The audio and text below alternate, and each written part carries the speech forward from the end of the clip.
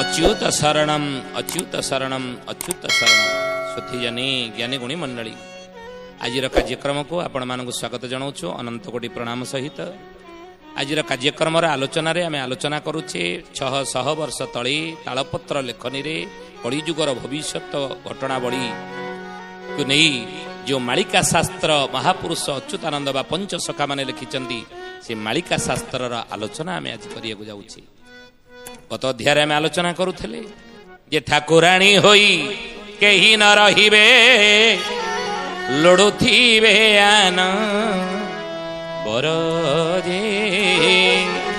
ठाकुराणी होई केही न रहिबे लोड़ुथिबे आन बरजे।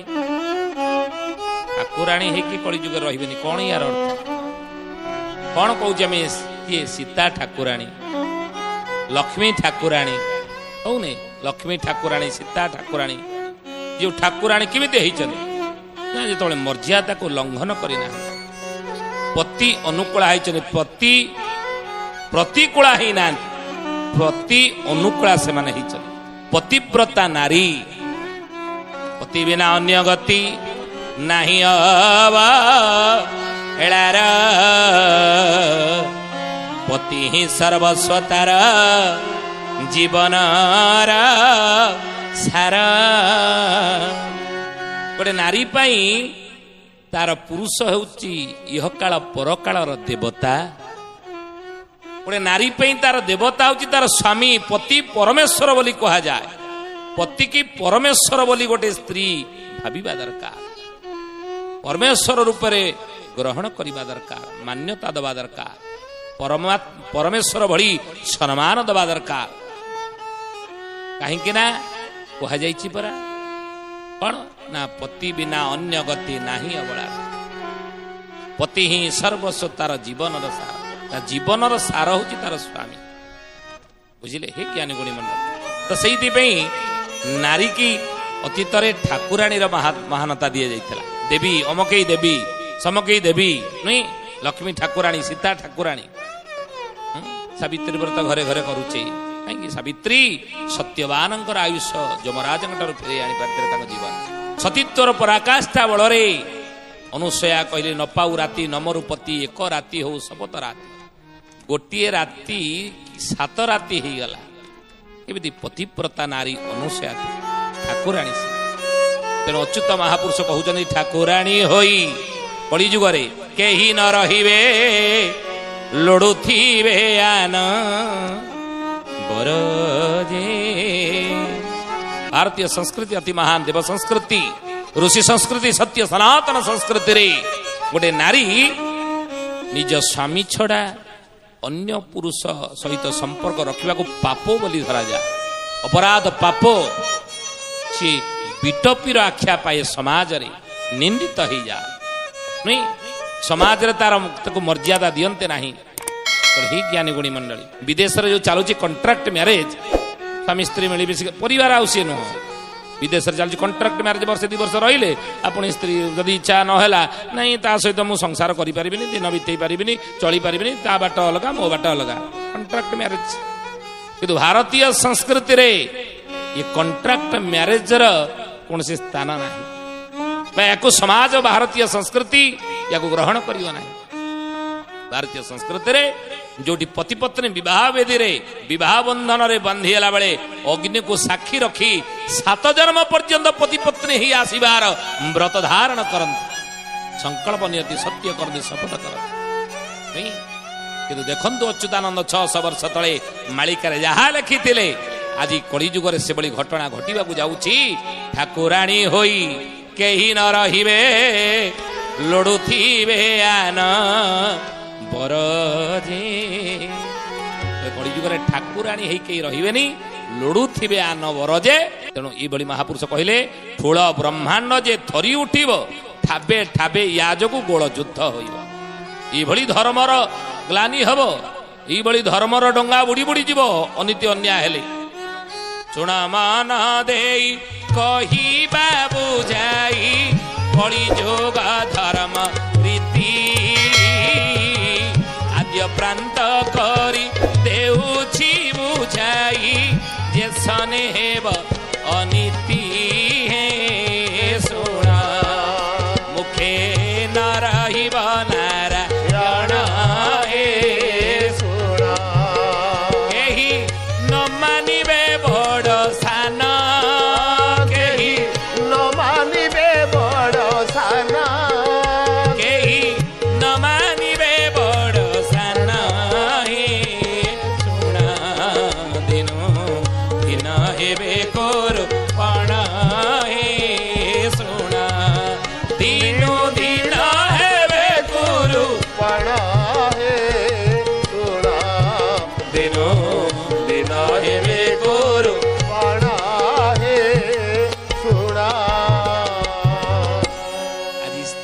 ଉପରେ ସ୍ୱାମୀର କଣ୍ଟ୍ରୋଲ ଅଛି ନାହିଁ? ଠାକୁରାଣୀ ହେଇକି ରହିବେ, ସ୍ତ୍ରୀ ଉପରେ ସ୍ୱାମୀର ଆଉ କଣ୍ଟ୍ରୋଲ ନାହିଁ ବର୍ତ୍ତମାନ ସମୟରେ ଅଛି ନା? ଏ ଜ୍ଞାନୀ ଗୁଣୀ ମଣ୍ଡଳୀ, ଆଜକୁ 50 ବର୍ଷ ତଳକୁ ଯଦି ଚାଲିଯିବା, ଯେତେବେଳେ ଗୋଟେ ଝିଅଟେ ବିବାହ ବିଧିରେ ବାହା ହେଇକି ଶାଶୁ ଘରକୁ ବିଦା ହେଉଥିଲା, ତା ମା ତାକୁ ବୁଝେଇକିରି ପଠଉଥିଲା, ମାଲୋ ଦୁହିତା ଦୁଇ କୂଳକୁ ହିତା ଦୁଇ କୂଳକୁ ପିତା।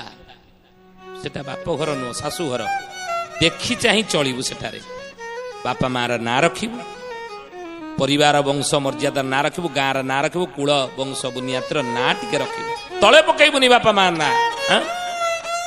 ଶାଶୁ ଶ୍ୱଶୁରଙ୍କ ସେବା କରିବୁ, ସ୍ୱାମୀ ମନ ନେଇକି ଚଳିବୁ। ଗୋଟେ ମା ଝିଅକୁ ବିବାହ ବିଧିରେ ବିବାହ ଦେଇ ବିଦା କଲା ବେଳେ ଶାଶୁ ଘରକୁ ଅନ୍ତତଃ ଏତିକି ତ ବୁଝେଇକି ପଠଉଥିଲା ନା। ଆଗରୁ ଆଉ ଯାହା ଶିକ୍ଷା ଦଉ ବା ନ ଦଉ ଅଲଗା କଥା, ଶାଶୁ ଘରକୁ ବିଦା କଲା ବେଳେ ଗୋଟେ ଝିଅକୁ ତା ମା ଏତିକି ବୁଝେଇକିରି ପଠଉଥିଲା। ଆଜିକାଲି ଆଉ ଅଛି? ଆଜିକାଲି କୋଉ ମା ମାନେ ତାଙ୍କ ଝିଅକୁ ବାହାଘର ବେଳେ ବିବାହ ବିଧିରେ ବାହା ଦେଇକି ବିଦା କଲା ବେଳେ ଶାଶୁ ଘରକୁ ଆଉ ବୁଝେଇ ପଠଉଛନ୍ତି ନା? କାହିଁକି? ସେ ଜାଣିଛନ୍ତି ମୋ ଝିଅକୁ ଏମିତି ଟ୍ରେନିଂ ମୁଁ ଦେଇଛି, ସେ ଏମିତି ଟ୍ରେନିଂ ପାଇଛି, ଏଠୁ ଗଲେ ସିଏ ସେଠି ମାଲିକ ହବ, ସିଏ ତ ଶାଶୁ ଘରେ ମାଲିକ ହବ, ଆଉ ବୁଝେଇ କାହିଁ ପଠେଇବା? ବରଂ ଆଜିର ସମାଜରେ ପ୍ରତ୍ୟେକ ମା ମାନେ ତାଙ୍କ ପୁଅକୁ ବୁଝଉଛନ୍ତି ବାହାଘର ଦିନ, ବାପାରେ ବର ହେଇକି ଯାଉଛୁ ତୁ ବାହା ହେବା ପାଇଁ, କିନ୍ତୁ ଆଜି ଗୋଟିଏ କଥାକୁ ତୁ ମନେ ରଖିବୁ ନା, ମୋର କାନେ କାନେ ତୁ ଭଲକି ମନେ ରଖିଥିବୁ ନା। ମା କଣ କଣ କହୁନ, କଣ କହିବାକୁ ଚାହୁଁଛ? ବାପାରେ ଆଜିଠାରୁ ତୋ ସ୍ତ୍ରୀ ମନ ନେଇକି ତୁ ଚଳିବୁ ରେ ଧନ। ପୁଅ କହିବ ମା କି କଥା, ମୁଁ ବାହା ହେବି ଆଜି ଆଉ ମୋ ସ୍ତ୍ରୀ ମନ ନେଇକି ଚଳିବି?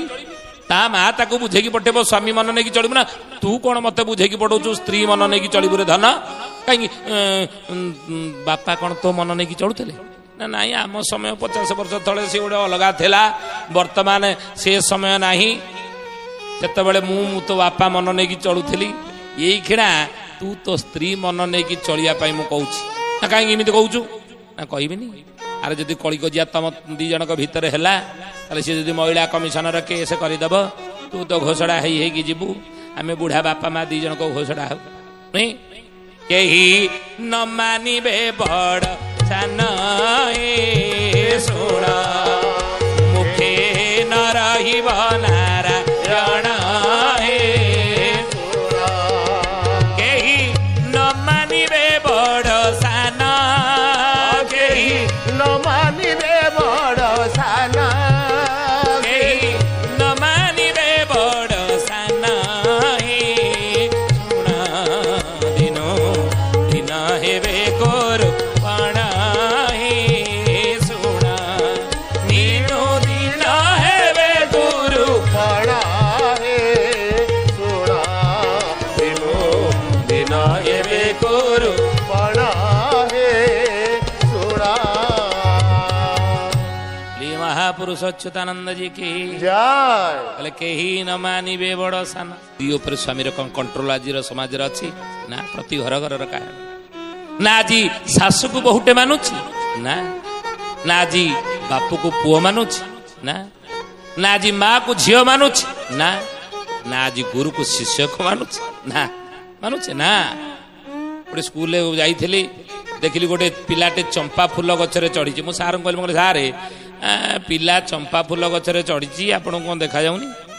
ଆଉ ଚମ୍ପା ଗଛଟା ନସମା ଡାଳ, ଭାଙ୍ଗିଯିବ, ଛୁଆ ପଡ଼ିବ, ହାତ ଗୋଡ଼ ଭାଙ୍ଗିଯିବ, ଆଉ ତା ପାଇଁ କିଏ ଦାୟୀ ହବ? ଆଉ ତାକୁ ଟିକେ ବିଗିଡ଼ା ବିଗିଡ଼ି କରୁନାହାନ୍ତି, ନହେଲେ ଦି ପାହାର ପକାଉନାହାନ୍ତି। ପାହାର ପକେଇବି? ସ୍କୁଲ କାନ୍ଥରେ ଲେଖାଯାଇଛି ଦଣ୍ଡମୁକ୍ତ ଅଞ୍ଚଳ, ତଳେ ଟୋଲ ଫ୍ରି ନମ୍ବର ଲେଖାଯାଇଛି। ଦି ପାହାର ପକେଇଦେବି, ଟୋଲ ଫ୍ରି ନମ୍ବରରେ ଫୋନ କରିଦେବ, ସସ୍ପେଣ୍ଡ ହେଇକି ଘରେ ବସିବି ନା କଣ? ମୁଁ କହିଲି ଆଉ ତାହେଲେ ହାତ ଗୋଡ଼ ଭାଙ୍ଗିବ ନା? ତା ପାଇଁ ଅନ୍ୟ ଉପାୟ ବରଂ ମୁଁ କରିପାରେ। ଆଗରୁ ସିନା ଛାତ୍ରମାନେ କହୁଥିଲେ ଗୁରୁ ବ୍ରହ୍ମା ଗୁରୁ ବିଷ୍ଣୁ ଗୁରୁଦେବ ମହେଶ୍ୱର କହିକି ମୁଣ୍ଡିଆ ମାରିକି ଡରିକିରି ଗୋଟେ ଜାଗାରେ ବସି ରହୁଥିଲେ, ଗୁରୁ ଆସିକି ପହଞ୍ଚିବା କିଣି, ଶିକ୍ଷକ ଆସିକି ପହଞ୍ଚିବା କିଣି। ଏଇ ଗଣା ପରା ଶିଷ୍ୟମାନଙ୍କୁ ଛାତ୍ରମାନଙ୍କୁ ଗୁରୁ କହୁଛନ୍ତି ଶିଷ୍ୟ ବ୍ରହ୍ମା, ଶିଷ୍ୟ ବିଷ୍ଣୁ, ଶିଷ୍ୟ ଦେବ ମହେଶ୍ୱର, ଓଲଟି ଯାଇଛି। ତେଣୁ ବରଂ ମୁଁ ତାକୁ ହାତ ଯୋଡ଼ି କହୁଛି, ତୁମେ ବ୍ୟସ୍ତ ହନି, ସେ ଭିତରକୁ ଆସିବ। ଡାକିଲେ କହିଲେ ବାପାରେ ତତେ ହାତ ଯୋଡୁଛି, ତୁ ସେ ଚମ୍ପା ଗଛରୁ ଓହ୍ଲେଇଆ ତଳକୁ, ଓହ୍ଲେଇ ଆସିକି 7-8 ଘଣ୍ଟା ସ୍କୁଲ ଭିତରେ ପାଠ ପଢ଼ ନ ପଢ଼ ଥିରି ହେଇକି ଟିକେ ବସ, ଘରକୁ ବରଂ ଯାଇକି ସଜନା ଗଛରେ ଚଢ଼ିକି ହାତ ଗୋଡ଼ ଭାଙ୍ଗେ, ମୋର କିଛି ଆପତ୍ତି ନାହିଁ, କିନ୍ତୁ ଏଇଠି ଧୀର ସ୍ଥିର ହେଇକି ତୁ ବସିକି ରଖ। କେହି ନ ମାନିବେ ବଡ଼ ସାନ କେହି ନ ମାନିବେ ବଡ଼ ସାନ କେହି ନ ମାନିବେ ବଡ଼ ସାନ ଏ ଶୁଣ ଦିନ ଦିନ ହେବେ କୋରୁ ପଣ ଏ ଶୁଣ ଦିନ ଦିନ ହେବେ ଗୁରୁ ପଣ ହେ ଶୁଣ ଦିନ ଦିନ ହେବେ ଗୁରୁ ପଣ ହେ ଶୁଣ କେହି ନ ମାନିବେ ବଡ଼ ସାନ ଦିନ ଦିନ ହେବେ କୋରୁପଣ କେହି କାହାକୁ ମାନିବେ ନାହିଁ ଦିନ ଦିନ କଳି ହେବ ମହାବଳି ଶୂନ୍ୟ ମାର୍ଗେ ଥିବ ରହି ଲଗାଇ ଅରିଷ୍ଟି ଧରିଥିବ ଚୁଟି କାହାକୁ ଛାଡ଼ିବ ନାହିଁ ସେ କଳି ଘରେ ପଶିଯିବ ପୁଣି ଦଳି ସେ କଳି ଘରେ ଘରେ ପଶି ଦେବ ଦଳି ସେ କଳି ଶାଶୁ ବୋହୁରେ ପାଞ୍ଚିବ ମେଳି ଶାଶୁ ବହୁରେ ପାଞ୍ଚିବ ମେଳି ଶାଶୁ ବୋହୁରେ ପାଞ୍ଚିବ ମେଳି ସେ କଳି ଗ୍ରାମେ ପଡ଼ିଯିବ ହାଡ଼ ହୋଳି ସେ କଳି ଗ୍ରାମେ ପଡ଼ିଯିବ ହାଡ଼ ହୁଳି ସେ କଳି ଗ୍ରାମେ ପଡ଼ିଯିବ ହାଡ଼ ହୋଳି ସେ କଳି बोलिए महापुरुष अच्युतानंद जी की ଜୟ महापुरुष कहले घरे घरे सर्व घटे पशि देव दली ग्रामे पड़ी जीव हाड़ होली शाशु बोहूरे पांचिब मेल शाशु को बोहू मानिब नाही बाप को पुओ मानिब नाही कि झियो माँ को मानिब नाही स्वामी की स्त्री मानिब नाही केही काहाको मानिब तेणु सेही कथा अच्युत कहले प्रति घरे घरे युद्ध लागिब बाप पुओ भितर पड़बनी शाशु बोहू भितर पड़बनी भाई भाई भितर पड़बनी से कथा कहले ठूल ब्रह्मांड जे थरी उठिब ठाबे ठाबे गोल युद्ध होइब ठाकुर माने जे पड़ी पाइबे ठेंगा लंगड़ा जे जुबतीबे ठीक ए वचन मोर जे ठाकुराणी होई केही न रहिबे लुडुथिबे आन बरज सुधी जानी जो युद्धर कथा आमे आलोचना करूथेले विगत अध्याय मानकरे जे युद्धटी हेउची कोन ना महाभारत युद्ध आज तो प्रति घरे घरे महाभारत लागिছে ना गोटे परिवार चारटा दल बापर गोटे पार्टी झीर गोटे पार्टी पुअर गोटे पार्टी स्त्री गोटे पार्टी चारटा दल चलती युद्ध तेणु किंतु महाभारत युद्धर गोटे ओली ये कली जुगरे हेब बोली आमे आलोचना करूथले विगत अध्याय मानकरे आउ जदि हेब ता चारिटा ग्रहण जेबे पड़िथिबो सेबे आरंभ हबो केबे चारिटा ग्रहण गोटे वर्ष रे पड़िबो ना 2022 मसिया रे पड़िबो जेतेबेले कि मीन राशि रे शनि मध्य आगु को जिबे सेतेबेले प्रबल युद्ध हबो सबु देश भीतर युद्ध हबो मीन जेतेबेले 2022 मसिया रे चारिटा ग्रहण पड़िबो चाइना आक्रमण करियो भारत उपरे किंतु ये युद्धटा धीरे धीरे लागि रही 2000 केबे ठारु जेबे मीन राशि रे शनि थिबो सेतेबेले युद्ध प्रबल हबो अच्युत महापुरुष लिखिले 32 33 पुणी 34 32 33 पुणी 34 मीन शनि भोग